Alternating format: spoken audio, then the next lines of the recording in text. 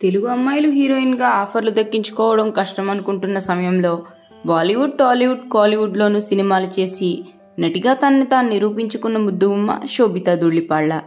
2013లో miss India పోటీల్లో పాల్గొని miss India earth 2013 టైటిల్ని గెలుచుకుంది. ఆ తరువాత సినిమాల్లో నటిస్తూ ఫుల్ బిజీగా మారింది. రామన్ రాఘవ్ 2.0తో తన అరంగేట్రం చేసింది. తెలుగు, తమిళ, హిందీ భాషల్లో నటిస్తూ తనకంటూ ప్రత్యేక గుర్తింపు దక్కించుకుంది శోభిత. ఇదే టైంలో హీరో నాగ చైతన్యతో ప్రేమాయణం సాగించి మరింత వార్తల్లో నిలిచింది. ముఖ్యంగా నాగ చైతన్య వల్లే శోభితా ధూళిపాళ్ల లైఫ్ లైన్లోకి వచ్చింది. సమంతతో విడాకులు తీసుకున్న తరువాత తెలుగు హీరోయిన్ శోభితా ధూళిపాళ్లతో రిలేషన్ మెయింటైన్ చేశాడు చైతన్య. ఈ క్రమంలోనే డిసెంబర్ 4వ తేదీన వీరి వివాహం జరిగింది. అతి కొద్ది సన్నిహితుల మధ్య సమక్షంలో వీరి వివాహం జరిగింది.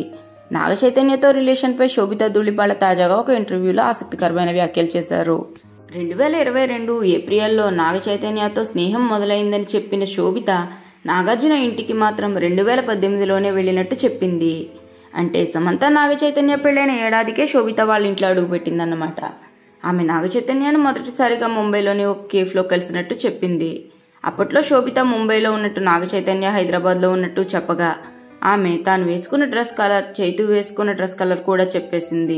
అంతేకాకుండా వీరిద్దరూ కర్ణాటకలోని ఒక పార్కు వెళ్ళినట్టు, అక్కడ చాలా సమయం ఏకాంతంగా గడిపినట్టు కూడా శోభిత చెప్పింది.